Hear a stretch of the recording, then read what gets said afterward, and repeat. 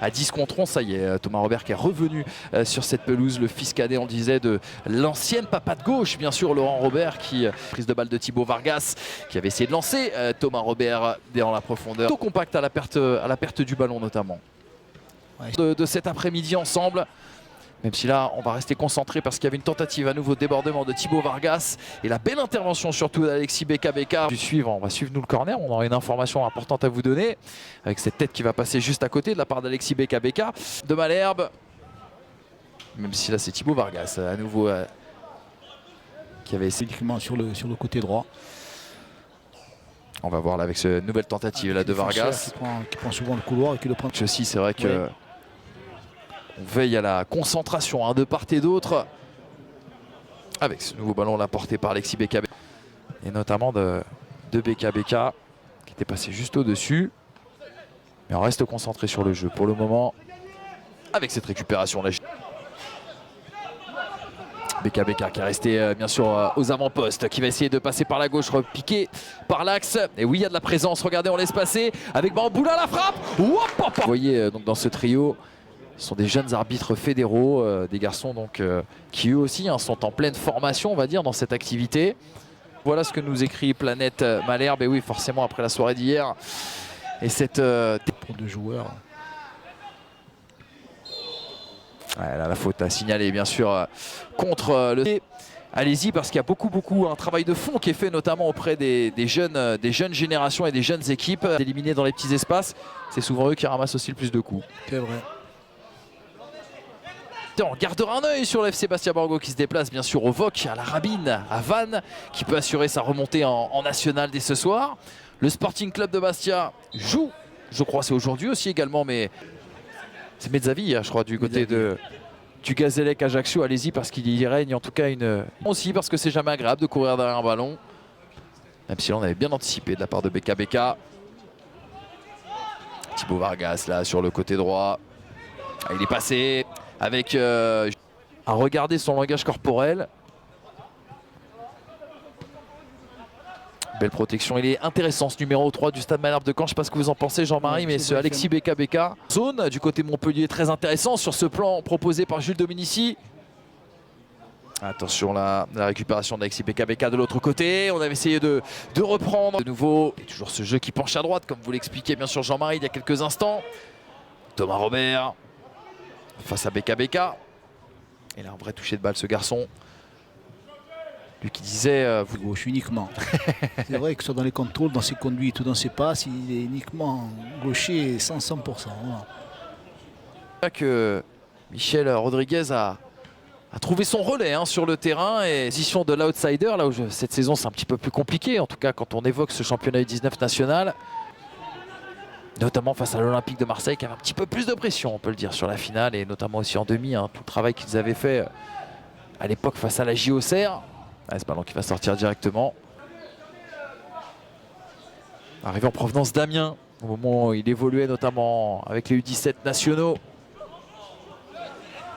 Au Stade Rennais, le directeur du centre de formation. 1 minute minimum de temps additionnel d'ailleurs dans cette... première période en tout cas de cette première demi-finale du 19 national. 1992, pire catastrophe bien sûr que le football français est connu dans son histoire. Lors de la demi-finale de Coupe de France entre le Sporting Club de Bastia avec notamment Bastian Badou.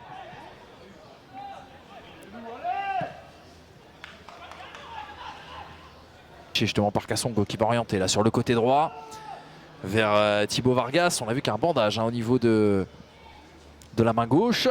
Thibaut Vargas qui va revenir sur ses pas là pour ajuster un bon sens. On va la revoir cette transversale et cette frappe bien sûr. Et surtout là qu'il va falloir faire attention à Montpellier parce que bon, cette équipe de Caen elle compte très vite. Donc voilà.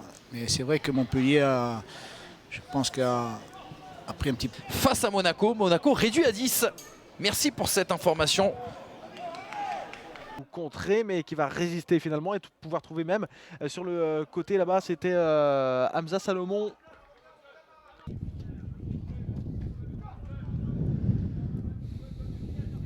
Et le ballon derrière, cette fois dans les pieds d'Alexis Beka pour écarter à droite avec Godson qui remet pour trouver Moussa Kimé et le très bon jaillissement de Gakou.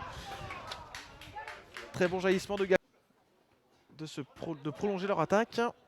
Alors le ballon contré à nouveau et on a du le côté droit avec Mamadou Fofana, le long ballon dans la profondeur pour trouver personne puisque Hamza Salomon a été devancé par la défense cannaise. Récupération du hack à nouveau et encore une fois Alexis Beka qui vient parce que derrière il y avait du monde et notamment Evans Joseph qui était là pour reprendre ce ballon. Moussaki encore qui va peut-être éviter la sortie et ouais. de 2 minutes, 21e Remars avait ouvert le score pour les Canets, 22e c'est Gorzi qui égalise en faveur du hack, un but partout. D'Hamza Salomon me semble-t-il, trop écrasé après un superbe travail de Mohamed Gorzi qui avait éliminé son vis-à-vis Tony Villeray sur le côté gauche. Attention, cette équipe à Brest qui monte davantage, qui est davantage pressante, qui se montre plus... qui a récupéré ce ballon, Lamande qui peut servir Oaro dans la surface de réparation, oh il est contré, et excellent tacle d'Alexis Beka dans la surface de réparation, et il fallait du cran là pour aller tacler ce ballon au point de pénalty. Justement derrière,